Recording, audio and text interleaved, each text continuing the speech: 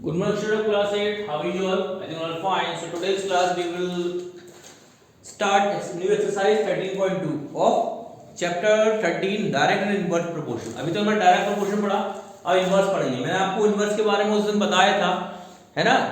Sugar का milk का example देके दिया था कि एक दिन में एक महीने में अगर हम 15 लोग मिलकर 60 लीटर दूध को कंज्यूम करते हैं और अगर मान लो दूध 60 लीटर या ना लोग बढ़ जाते हैं तो पर हेड दूध की जो मात्रा होगी वो कैसी होगी, कम आ जाएगी. तो यहाँ पे क्या हुआ, एक क्वांटिटी लेस हुई तो दूसरी क्वांटिटी बढ़ी, ठीक है. बट डायरेक्ट में क्या होता है, जब एक क्वांटिटी बढ़ती है तो दूसरी क्वांटिटी भी बढ़ती है. यहाँ पर इनवर्स में एक कम होगी दूसरी बढ़ेगी और दूसरी कम होगी तो पहली बढ़ेगी, ठीक है. इतना सिंपल सा है. तो क्वेश्चन नंबर देख लेते हैं 1. Which of the following statement inverse, हमें ये बताना है इसमें से कौन सा इनवर्स प्रोपोर्शन में होगा और कौन सा नहीं होगा.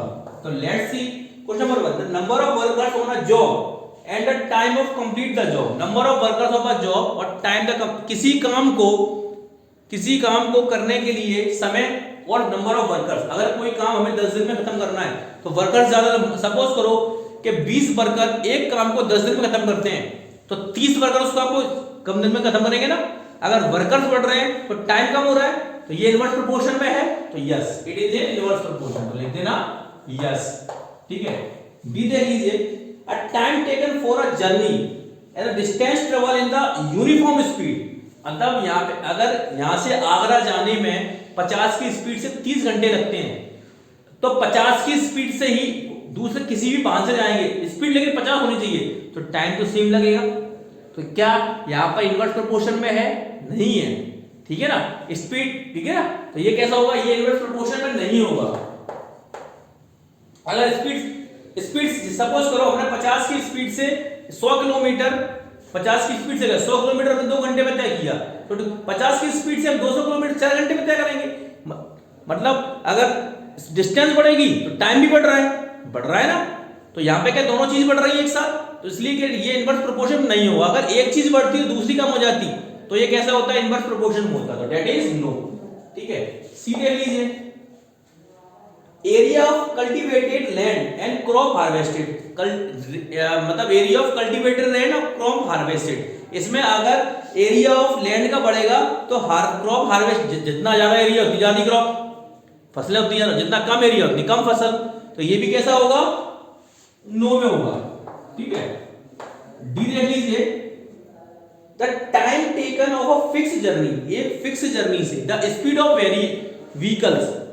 फिक्स जर्नी है यहाँ पे, मतलब हमें 100 किलोमीटर ही जाना है, ठीक है. अब क्या होगा, अगर हम 50 की स्पीड से जाएंगे तो 2 घंटे में पहुंचेंगे, ठीक है. 2 घंटे में. अगर 60 की स्पीड से जाएंगे तो टाइम कम होगा और कम लगेगा. 100 की स्पीड से जाएंगे तो 1 घंटे में पहुंचेंगे. मतलब अगर स्पीड बढ़ेगी तो टाइम कम होगा. तो ये किस में होगा, इनवर्स प्रोपोर्शन में.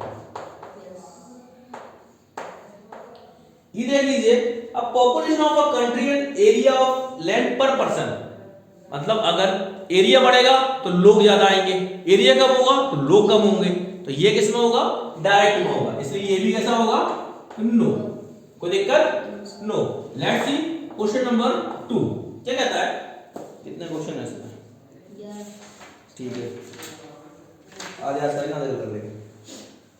Television game show the prize money 1 lakh. Television game show इसकी प्राइज मनी कितनी है, 1 लाख रुपीस है. Is to be divided equally amongst the winner. जो कि विनर्स में इक्वली डिवाइडेड की जाएगी. Complete the following table and winner whether the prize money given the individual winner. जैसे फर्स्ट को दी जाएगी 1000, सेकंड को दी जाएगी 50000, थर्ड को, फोर्थ को, फिफ्थ को निकालनी है हमको, ठीक है. तो देख लीजिए.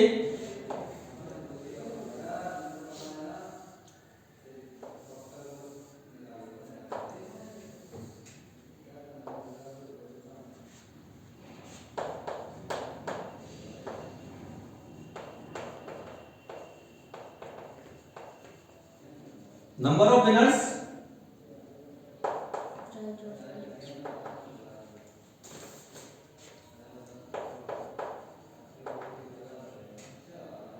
price for each winner in rupees, ठीक है. जैसे कि फर्स्ट विनर को कितने मिले, 1 लाख. सेकंड को कितने मिले, 50,000। हमें थर्ड का निकालना है,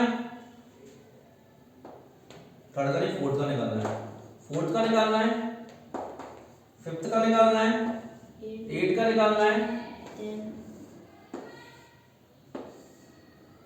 10 का निकालना है और 20 का निकालना है। ठीक है, अब देखिए डायरेक्ट प्रोपोर्शन में फॉर्मूला यूज कर रहे थे, कौन सा, x1 into x1 upon y1 upon is equal to x2 upon y2। यहाँ पे जो फॉर्मूला होगा वो हमारा क्या रहेगा, x1 y1 is equal to x2 y2, मतलब x1 into y1 is equal to x2 into y2। ऊपर की वैल्यू हमारी कैसे चलेंगी, x की चलेगी, नीचे की y की चलेगी, सेम। ठीक है, एक्सरसाइज 13.1 की तरह। अब देखो वैल्यू पुट कर देते हैं हम देखो हमारे पास ये दो वैल्यू तो नहीं है, हमें ये निकालनी है। ठीक है, तो हम लेंगे x2 upon y2 is equal to x3 into y3। हम ये वाली वैल्यू निकाल लें। ठीक है, ये कितनी है आपको, 2 into 50,000 is equal to 4 into y3 की वैल्यू हमें फाइंड करनी है। तो y3 की वैल्यू जो 4 डिवाइड में जाएगा, 2 into 50,000 अपॉन 4, 2 1 2, 2 2 4, इसको कट कर दिया 25। तो y3 की वैल्यू कितनी आई, 20।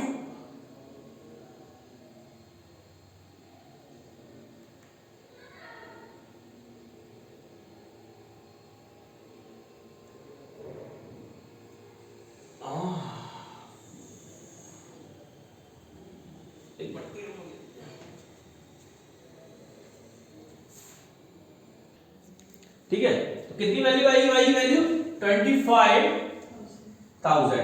तो ये कितनी हो जाएगी, 25,000। ठीक है, हम क्या निकालेंगे, अब 5 की वैल्यू निकालेंगे। 5 के लिए हम क्या कर लेंगे, अब हम इसको ले लेंगे, इसको चाहे आप x1 y1 ले लो, x2 y2 ले लो, x3 y3 ले लो, कुछ भी ले लो, कोई फर्क नहीं पड़ता।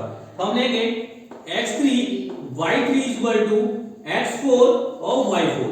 x3 y3 की value 4 into 25,000 is equal to 5 into y की पावर 4। ठीक है, y की पावर 4 निकालें तो 5 डिवाइड में आ जाएगा, सॉरी मल्टीप्लाई, हाँ डिवाइड में आ जाएगा, 4 into 25,000 अपॉन 5। ठीक है, 5 बन जाए 5, 5 5 जा 25। तो y4 की वैल्यू कितनी जाएगी, 20,000। ठीक है, ऐसे ही यार बाकी निकाल लेंगे आप। ठीक है, हम आते हैं क्वेश्चन नंबर 3 पर। देखो question number 3, Rahman is making a wheel using spoke. He want to fix equal spoke. Spoke मतलब जो ताने होती है, आपने व्हील देखे होंगे, एक तो एलॉय व्हील आता है उसमें ताने होते हैं, स्पोक बोलते हैं उसको। ठीक है, such as a way, angles दिए गए हैं तो हमें ठीक है, पर एग्जीक्यूटिव स्पोक और इक्वल एंगल्स में, जैसे इसमें 4 एंगल्स हैं, 4 स्पोक हैं तो 90 डिग्री पे, इसमें 6 हैं तो 60 डिग्री पे, इसमें 8 है। इस तरीके से हमें क्या करना है, कंप्लीट करना है। ठीक है,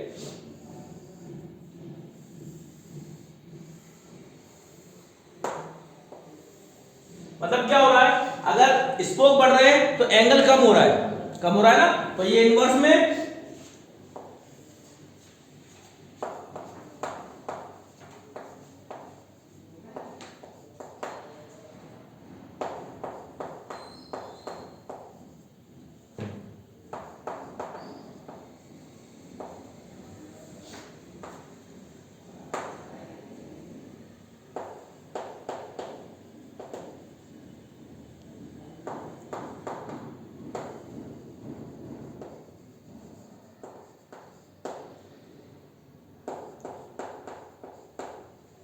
कॉन्जिक्यूटिव स्पोक्स। ठीक है, जैसे कि 4 स्पोक हैं तो 90 डिग्री का एंगल है, 6 स्पोक हुए तो 60 डिग्री का एंगल हो गया, 8 स्पोक हुए तो हमें निकालना है, 10 स्पोक तो हमें निकालना है। ठीक है, और 12 हमें ये फाइंड आउट करना है। तो सिंपल क्या फॉर्मूला लगाएंगे, x1 y1 is equal to x2 y2, ये फॉर्मूला लगेगा हमारा है। तो देखो हम क्या कर लेते हैं, हम ले लेते हैं x2 y2 is equal to x3 y3। ठीक है, 6 into 60 degree is equal to 8 into y3। तो y3 is equal to 6 into 60 degree upon 8। ठीक है, 2 से कट करते हैं इसको, 2 3 जा 6, 2 4 जा 8। ठीक है, अब क्या रहे हैं, अब 2 से कट कर रहे हैं, 2 जा 4 या 4 का डिवाइड कर देते हैं, ये 15 बार कट जाएगा। कितनी बार? 15 बार। तो y3 की वैल्यू कितनी आएगी? 45 डिग्री। ठीक है, ऐसा ही हम अब इसको ले लें, x3 y3 is equal to x4 y4, मतलब इनको इसको। ठीक है, x3 की वैल्यू कितनी होगी? 8 into 45 degree is equal to 10 into y4, sorry y4 है ये, तो y4 की वैल्यू हो जाएगी 8 इंटू 45 डिग्री अपॉन 10। तो 2 4 जा 8 और 2 5 जा 10, 5 1 जा 5, 5 5 जा 9, 5 5 9 जा 45। तो y4 की वैल्यू कितनी हो जाएगी? 36 डिग्री। कितनी हो जाएगी? 36 डिग्री। ऐसे ही 12 वाला निकाल लेंगे आप।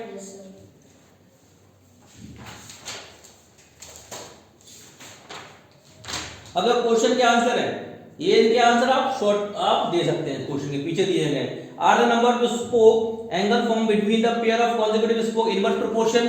इनवर्स प्रोपोर्शन में होंगे। Yes, calculate the between the pair of spoke with wheel 15 spoke, मतलब 12 से 15 तक निकाल लेंगे आप, मतलब 15 तक निकालना है। ठीक है, इस तरह निकालेंगे। अब आप करते हैं क्वेश्चन नंबर 4। क्या कहता है क्वेश्चन नंबर 4 हमारा? In a box of sweet is divided among 24 children।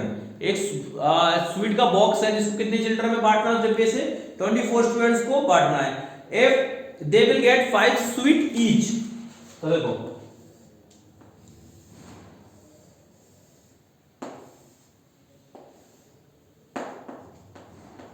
Number of student और स्वीट्स। अब ठीक है, अगर एक डिब्बे में से 24 बच्चों को बांटेंगे तो हर बच्चे को कितनी स्वीट्स मिलेगी? 5। ठीक है, अब if the number of children 5 reduce, कम हो जाए, जैसे कि नंबर ऑफ स्टूडेंट और ईच लिख देना यहां पर ईच। ठीक है, नंबर ऑफ स्टूडेंट है 24, तो ईच स्टूडेंट को कितनी स्वीट मिलेगी? Each student 5। ठीक है, अगर 4 बच्चे कम हो जाते हैं, अगर 4 बच्चे क्या होते हैं? कम हो जाते हैं, तो कितने स्टूडेंट बचेंगे? अब 20। हमें क्या निकालना है? ये निकालना है simple, x1 y1 is equal to x2 y2 means 24 into 5 is equal to 20 into y2। तो y2 की वैल्यू निकालेंगे 24 into 5 अपॉन 20। 5 1 जा 5, 5 जा 20, 4 1 जा 4, 4 6 जा 26। तो y2 की वैल्यू कितनी आएगी? 6। कितना आंसर आएगा? 6। ठीक है, इसको ऐसे कर लो, ये अपना फाइंड किया, ऐसे समझ में आ जाएगा। Okay, let's see question number 5। A farmer has enough food to feed 20 animal in his cattle for 6 days। एक किसान के पास इतना खाना है तो वो अपने 20 जानवरों को 6 दिन तक खिला सकता है। ठीक है, तो how long would he food last if 10 more animal, अगर 10 जानवर ज्यादा आ जाए।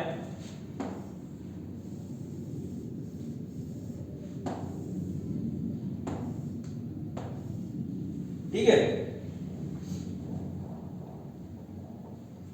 एनिमल कितने? एनिमल्स 20, फूड फॉर डेज, कितने डेज के लिए? 6 डेज के लिए। अगर उसने बोला कि 10 एनिमल और आ जाए, मतलब एनिमल कितने हो जाएंगे? 30। तो खाना कितने दिनों के लिए होगा? x1 y1 is equal to x2 y2। ठीक है, तो देखो 20 into 6 is equal to 30 into y2। y2 की वैल्यू निकालेंगे तो 20 into 6 y कितना जाएगा? 30 किस में आएगा? डिवाइड में जाएगा। ठीक है, सॉरी 0 से 0 कैंसिल, 3 1 जा 3, 3 2 जा 6, तो y2 की वैल्यू कितनी आई? 4। मतलब खाना कितने दिनों के लिए होगा? 4 डेज के लिए। ठीक है, एनी प्रॉब्लम? 6 देख लो।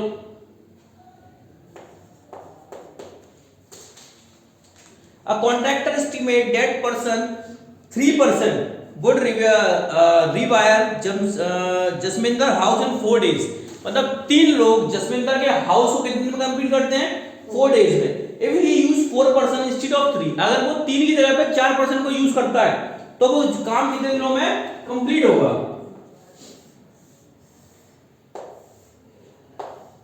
The workers